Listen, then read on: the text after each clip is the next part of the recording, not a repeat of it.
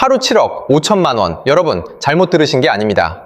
선박탄 한 척을 빌려주고 챙기는 이 천문학적인 금액은 단순한 상상이 아닌 2026년 대한민국 해운업계가 마주한 경이로운 현실입니다.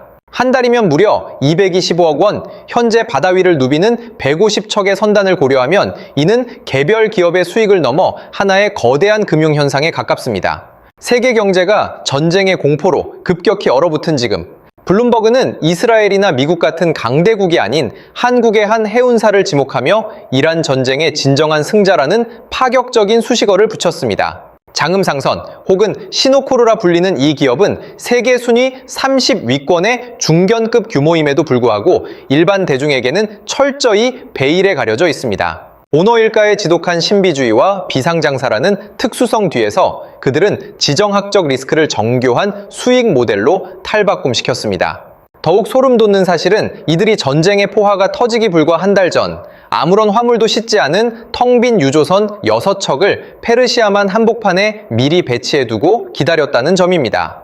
리스크 관리 차원에서 모든 해운사가 해당 지역을 이탈하던 시기에 감행된 이 기묘한 기동은 결과적으로 중국과 일본의 에너지 안보를 쥐고 흔드는 결정적인 신의 한 수가 되었습니다. 업계 전문가들조차 혀를 내두르는 이 과감한 베팅은 단순한 운이었을까요? 아니면 치밀하게 계산된 전략의 결과였을까요? 그 거대한 음모와 전략의 실체를 파악하기 위해서는 먼저 전 세계 에너지의 동맥이자 현재는 거대한 함정이 되어버린 호르무즈 해협의 긴박한 상황부터 면밀히 추적해봐야 합니다.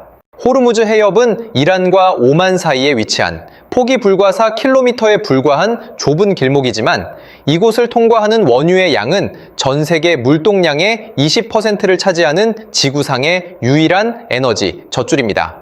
매일 2천만 배럴이라는 천문학적인 양의 원유가 이 협소한 구간을 빠져나가며 그중 80%는 한국, 중국, 일본을 포함한 아시아 전역의 산업 기반을 유지하는 핵심 생명선 역할을 수행합니다. 하지만 최근 이란의 전면 봉쇄 결정은 화려했던 해상 물류의 동맥을 한순간에 마비시켰습니다. 하루 80척에 달하던 유조선의 행렬은 70% 가까이 급감했고 거대한 선체의 원유를 가득 실은 150척 이상의 선박들은 해협 밖에서 기약 없는 대기 상태에 머물러 있습니다. 물류의 정체는 단순한 지연을 넘어 글로벌 에너지 공급망의 붕괴를 의미합니다. 중동의 산유국들은 유전 가동을 멈출 수 없는 구조적 한계에 직면해 있는데 이는 지면 아래의 유전을 한 번이라도 폐쇄할 경우 재가동 시 발생하는 비용이 가히 천문학적이기 때문입니다. 수도꼭지는 열려 있는데 배수구가 막힌 셈이며 이라크와 쿠웨이트의 육상 저장 탱크는 이미 임계치에 도달하여 넘치기 일보 직전입니다.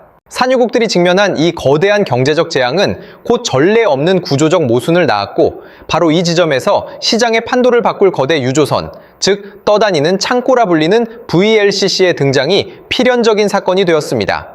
이 거대한 욕조가 넘치기 직전 전 세계 석유업계의 시선은 단 하나의 선종으로 쏠리기 시작했습니다. 바로 VLCC, 베리라지 크루드 캐리어, 즉 초대형 원유 운반선입니다. 이름 자체가 매우 크다는 의미를 담고 있는 이 선박은 길이만 330m에 달하며 파리의 에펠탑을 옆으로 눕혀놓은 것과 맞먹는 압도적인 위용을 자랑합니다. 단 한 척에 실을 수 있는 원유는 무려 200만 배럴로 이는 대한민국 전체가 하루 동안 사용하는 원유 총량과 맞먹는 수치입니다. 하지만 현재의 위기 상황에서 VLCC의 진정한 가치는 단순한 운송이 아닌 저장에 있습니다. 육상 탱크가 포화 상태에 이른 산유국들에게 바다 위에 둥둥 떠 있는 이 거대한 강철 창고는 유전 가동 중단이라는 최악의 시나리오를 막아줄 유일한 퇴로가 된 것입니다. 이 지점에서 놀라운 반전이 일어납니다. 전 세계에서 이 전략적 자산을 가장 많이 그리고 가장 정교하게 통제하고 있는 주체는 다름 아닌 한국의 장음상선입니다.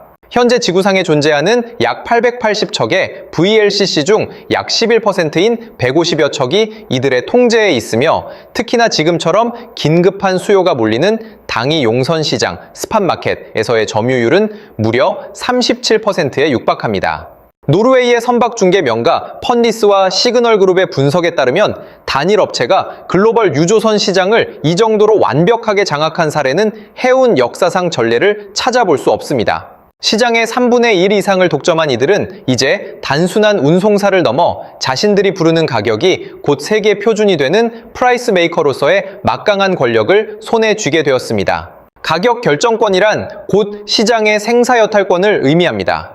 런던의 유력 선박 중개업체 피언리십, 더 피언리 시프로커스가의 할보르 올센 이사는 블룸버그와의 인터뷰에서 시노코르의 압도적인 지배력을 두고 사실상 본인들이 원하는 가격을 그대로 관철시킬 수 있는 독보적 위치라고 정의했습니다. 실제로 현장에서는 경악스러운 숫자들이 오가고 있습니다. 불과 1년 전 하루 5만 달러 수준이던 초대형 유조선의 용선료는 현재 50만 달러, 우리 돈으로 약 7억 5천만 원까지 치솟았습니다. 이는 단순한 가격 인상이 아니라 거대한 자본의 폭발입니다. 일상의 언어로 비유하자면 어제까지 월세 50만 원이던 원룸이 자고 일어나니 500만 원으로 뛴 셈이지만 주변에 빈 방이 오직 이 집뿐이라 울며 겨자 먹기로 계약서에 서명할 수밖에 없는 절박한 상황인 것입니다. 중동에서 중국까지의 원유 운송 비용 또한 배럴당 2.5달러에서 20달러로 8배나 껑충 뛰었으며 이 모든 가격 흐름의 중심에는 장음 상선이 서 있습니다. 이 회사가 올해 초 척당 약 1,300억 원, 8,800만 달러를 들여 매입한 유조선들은 현재의 수익 구조대로라면 단 6개월 만에 선박 대금 전액을 회수하게 됩니다. 그 이후부터 벌어들이는 모든 수익은 고스란히 순수한 영업이익으로 전환되는 경이로운 자본 회수 사이클이 완성된 것입니다. 이러한 선박을 100척 넘게 운용하고 있다는 사실은 단순한 계산만으로도 상상 이상의 수익을 산출해냅니다. 하지만 이 화려한 수익의 이면에는 에너지를 전적으로 중동에 의존해야 하는 인근 국가들의 처절한 비명과 경제적 재앙이 숨겨져 있습니다. 바다 너머 일본의 풍경은 공포 그 자체입니다. 원유 수입량의 무려 95.9%를 중동에 전적으로 의존하고 있는 일본에게 호르무즈 해협의 봉쇄는 국가 경제의 심장을 멈추게 하는 선전포고나 다름없습니다. 일본의 3대 해운 거물인 니폰유센, NYK 더칩과 상선미쓰이 MOL는 이미 이란 당국의 서슬 퍼런 경고 앞에 운항을 전면 중단했습니다. 일본 민간 연구소들은 이 사태가 장기화될 경우 국제 유가가 배럴당 120달러를 돌파하고 일본 GDP의 3%에 해당하는 약 180조 원이 공중분해될 것이라는 암울한 리포트를 쏟아내고 있습니다. 이는 단순한 숫자의 나열이 아닙니다. 공장이 멈추고 물가가 폭등하며 수많은 노동자가 일터를 잃는 전후 최대의 경제적 파국이 현실로 다가오고 있음을 의미합니다. 세계 최대의 석유 수입국인 중국 역시 사정은 다르지 않습니다. 전체 중동 의존도가 44%에 달하는 중국은 현재 에너지 수급망에 거대한 구멍이 뚫린 상태입니다. 하지만 더 치욕적인 사실은 그나마 남아있는 기름을 실어 나를 수 있는 유일한 탈출구인 선박들조차 한국의 중견 해운사가 장악하고 있다는 점입니다. 머스크 매스크 던나 하파크로이트, 하파크로이드 같은 글로벌 해운 공룡들조차 위험을 피해 전장에서 이탈했을 때 장음상선은 오히려 전장의 중심부에 닻을 내렸습니다. 아랍에미리트의 국영 석유공사 아드녹 ADENOC 이 체면을 버리고 이들에게 직접 러브콜을 보내며 어떤 대가를 치르더라도 좋으니 우리의 기름을 보관해달라고 애원하게 된 배경입니다. 이쯤 되면 우리는 근본적인 질문을 던지지 않을 수 없습니다. 이 모든 것이 과연 우연의 일치였을까요? 이 거대한 판을 설계한 주역들의 궤적을 추적해보면 이것이 단순한 도박이 아닌 수십 년간 축적된 역발상 경영의 결정체임을 알 수 있습니다. 시계를 2024년 하반기로 돌려보면 글로벌 해운 시장은 묘한 기류에 휩싸여 있었습니다. 유럽연합 EU타의 탄소 배출권 거래제 ITS와 국제해운기구 AMO의 환경 규제가 강화되면서 노후 유조선들은 선주들에게 막대한 유지 비용을 발생시키는 애물단지로 전락했습니다. 유럽의 대형 선주들이 자산 가치 하락을 우려해 유조선들을 시장에 대거 방출할 때 장음상선은 오히려 헐값에 나온 이 급매물들을 진공청소기처럼 빨아들이기 시작했습니다.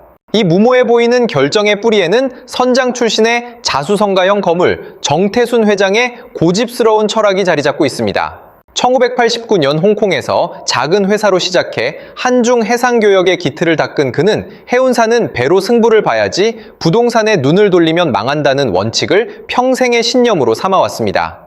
1998년 외환위기 당시 합작사들이 모두 철수하며 회사가 공중분해될 위기에 처했을 때 오히려 자신의 전 재산을 털어 지분을 인수한 배짱은 오늘날 장음상선 제국의 초석이 되었습니다. 하지만 이 노예한 거물의 직관은 이제 베일에 쌓인 후계자 정가연 이사의 냉철한 데이터 분석과 만나 더욱 치명적인 승부수로 진화할 준비를 마친 상태였습니다. 정가연 이사는 아버지의 현장 감각에 데이터와 보안 중심의 현대적 경영 기법을 더한 인물로 평가받습니다.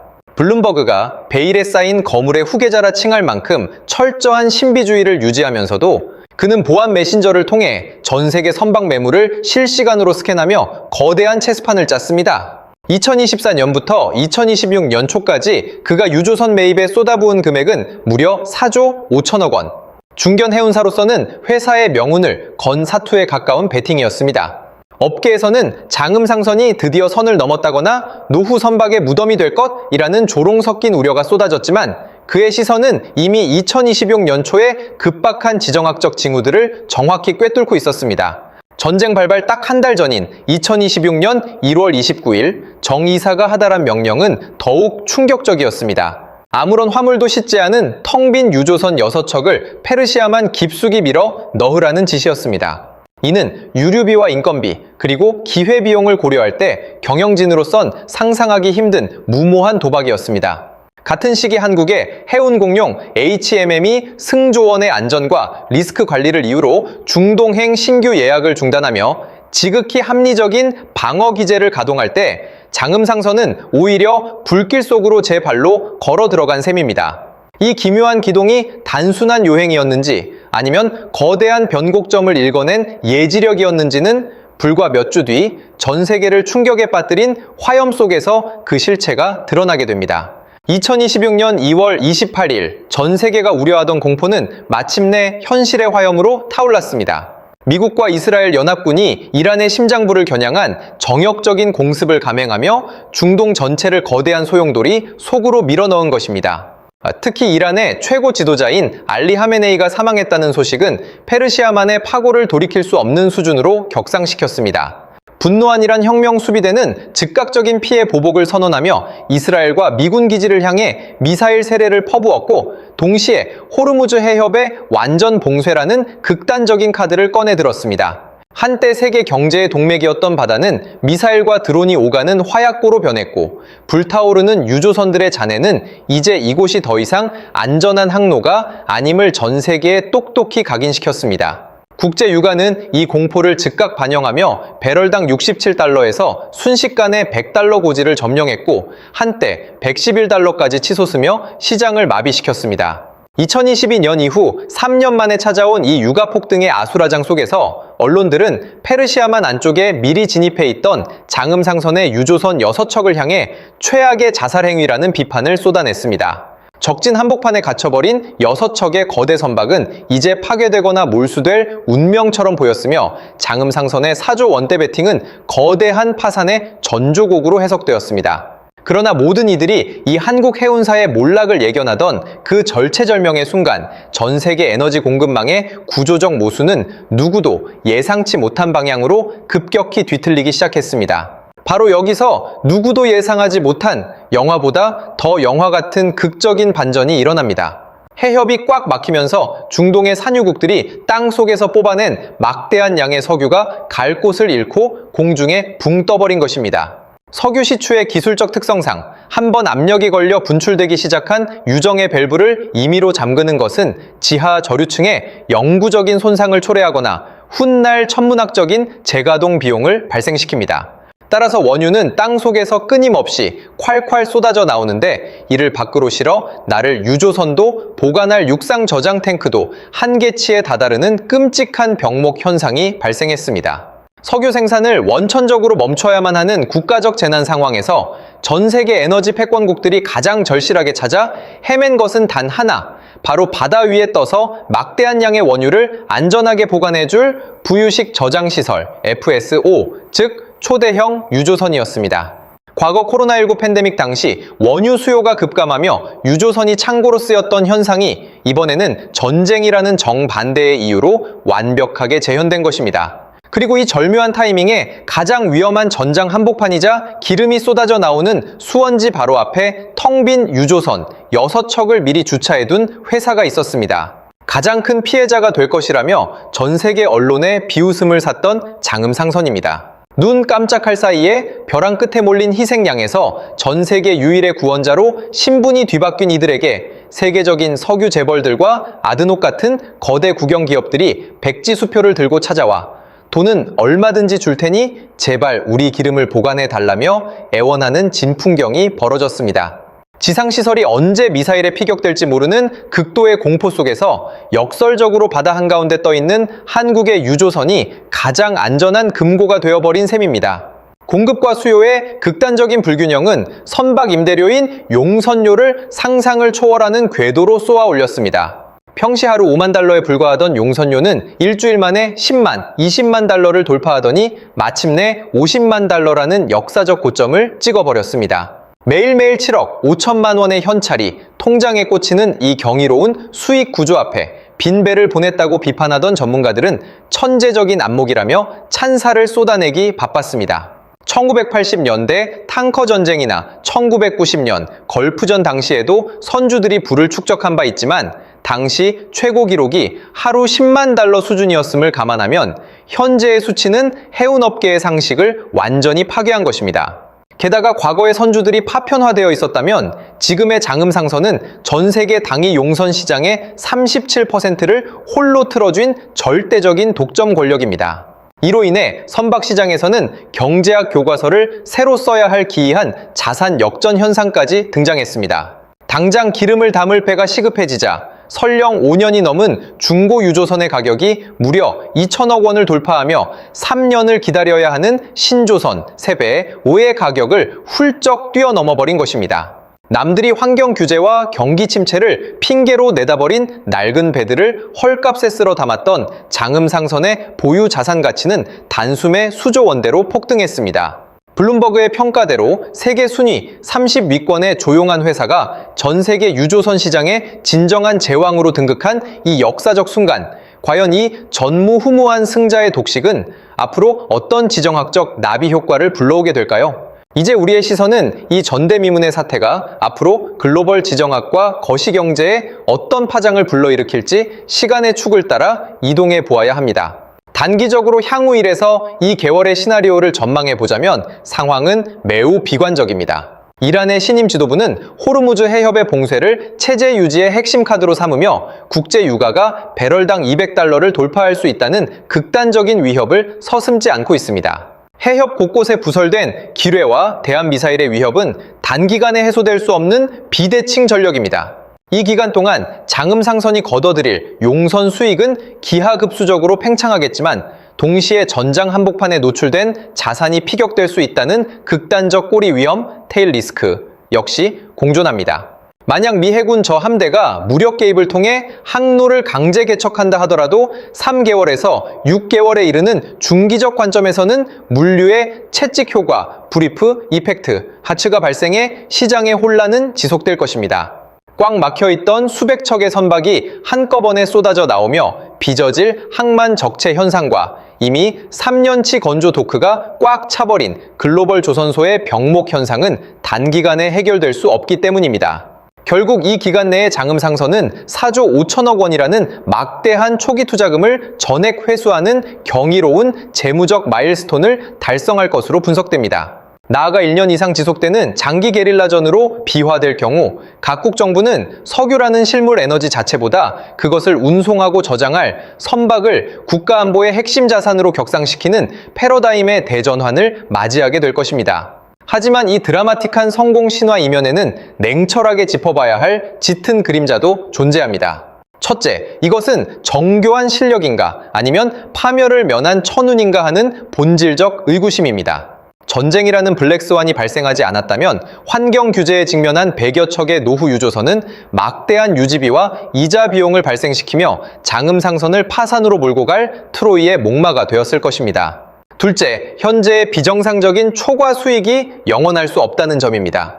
지정학적 긴장이 해소되고 운임이 정상화되는 순간 신조선보다 비싸게 거래되는 중고 선박들의 자산 가치 거품은 붕괴할 것이며 이는 고스란히 기업의 재무적 독소로 작용할 위험이 큽니다. 가장 뼈아픈 세 번째 지적은 기업의 천문학적 이윤이 곧 국가 경제의 번영을 의미하지는 않는다는 것이 경제의 모순입니다. 한 해운사는 돈방석에 앉았지만 유가 폭등이 촉발한 스태그플레이션의 공포는 당장 주유소의 기름값과 마트의 장바구니 물가를 끌어올리며 평범한 국민들의 일상을 차갑게 옥죄고 있기 때문입니다. 그럼에도 불구하고 이 서사에서 우리가 도출해야 할 궁극적인 교훈은 명확합니다. 다행히도 대한민국은 국제에너지기구 AIEA 권고치의 2점 5배에 달하는 221 1분의 전략 비축유를 확보하고 있어 단기적인 외부 충격을 흡수할 든든한 국가적 방패를 쥐고 있습니다. 무엇보다 전 세계 유조선 시장을 통제하는 기업이 다름 아닌 한국 국적의 선사라는 사실은 배를 구하지 못해 발을 동동 구르는 중국이나 일본과 비교할 때 에너지 안보 측면에서 강력한 전략적 레버리지로 작용합니다. 1998년 외환위기 당시 합작사들의 도주 속에서 홀로 지분을 인수하고 황량했던 평택항에 컨테이너선을 밀어넣으며 쓸모없어진 유조선을 광석 운반선으로 개조해 새로운 부가가치를 창출했던 37년의 뚝심.